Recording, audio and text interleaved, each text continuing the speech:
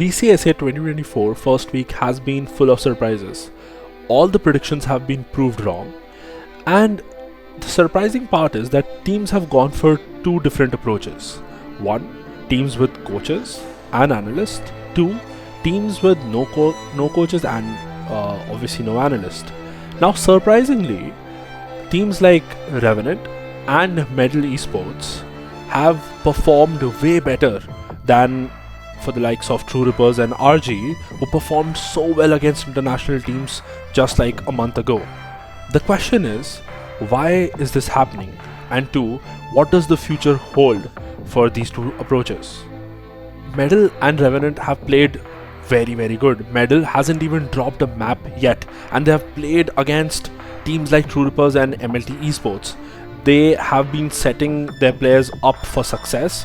They know what comps are going to be comfortable for them, and again, the utility usage shows that the practice is on point. The mistakes are getting solved, the overpeaks are reducing, which means they are improving with time. Same with Revenant, they have dropped just one map, which was against Reckoning Esports on Icebox, but because again, this comp is you cannot defeat this comp on Icebox because it's so good. Other than that, Reckoning Esports, even so they gave such a big fight on Lotus, but still they at the end choked, and Revenant on individual brilliance was able to take the map away from Reckoning Esports, crushing them on Breeze absolutely. On the other hand, True Rippers have been in a very weird situation. They have won a game which was against Carnival Gaming, and they have lost against Medal Esports and Grey Fox, considering how well they performed against Genji and Foot Esports overall. Now, none of the teams have been bad, just that the teams without coaches look more comfortable with each other. The utilities are on point, the retakes are on point, and as a whole team, they seem to be reacting better in the first week of VCSA 2024. There are so many things a team has to think about. On one single map, you have to think about the composition, what agents are you going to play, on attack and defense. You need to think about your reactions on the map, on death, on map control lost, on contact plays, on utilities. You need to think about post plans on every different site. You need to think about retakes in different situations, and there is so much more that is just to be thought about and planned for one map. The composition that True Ripper brought to Sunset, it's not bad actually. It does what this map asks you to do. The three most important spaces on this map for a team to care about is market, the spawn area, and the A main.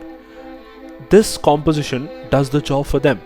If you like, just one example of that is, if on defense I have to set up one of my defense on A, on my disease contact I'm going to stun with a one-way smoke here, and then Raze can simply, if the dizzy catches someone, Raze can simply peek with the stun, right? And then I can simply leave one person to hold A main, which is such an important area, and while others can simply rotate towards B, where one person is ready to always help Raze if he's pushed back, and also Bree just rotates to have a heavier defense on the market. It's not a bad composition. The problem is they have been struggling to adapt against what the other SA teams is bringing for them. Like for example, Medal Esports was playing Sova, and constantly their Sova was playing in this particular location, which is a direct counter to what True Rippers is trying to do on defense. When they're trying to take control in the market, right, they were always playing heavy towards heavy from the market area. So your Breach, your Gecko, your Raze, everyone seemed to be focusing a lot towards mid. The problem was that with this smoke, it's a very easy counter. With the Sova Dart, with the Sova Drone, they were easily getting hampered their pushes. All that they had to do was in-game understanding the same thing and just distributing the pressure in other way.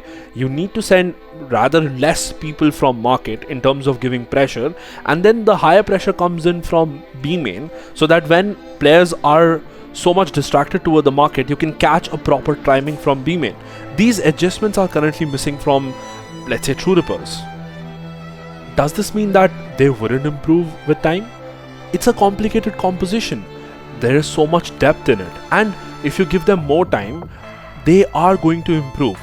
My question is that when you peak too early, you might not be able to improve so much. And as a player, because you're playing for 6 hour scrims and then also you're playing your competitive games, are players enough to research for the opponents, what they are trying to play, what are we going to do, how are they going to increase their, let's say, strategies or a playbook on a particular map. And then you have so many different maps, because as you go deeper in the tournament, teams are going to prepare all the maps, so the map picks are going to get interesting. Will a player who plays scrims in a day, also plays competitive, also has to grind the aim on a daily basis, will a certain player or the players of a team be able to cope up with teams like True Rippers and Reckoning, who has support of the coaching staff? They will increase their strategies, they're going to get better in retakes and post plans, because they will have so many ideas coming in and better way to practice. Well, only time will tell. Questions like, will team still after planting safe are going to play post plant in these positions instead of taking contact plays from elbow and this, and probably playing going deeper? Questions like, will after the retake starts and you have tapped the spike, will teams still keep fighting from this area when the post plant positions of the opponents are this? Or teams will start having better retake plans, where one person taps the spike, one person stays on the first floor, utility goes back yellow, so that if person goes right, KJ can kill. Other 3 people are not just spamming from this area, they're running from yellow so that they can go deep, kill the person behind yellow, and then take fights in this area so that the defuse becomes easier, and you can also take fights in a more matured and a better way, giving you a higher chances to win the round.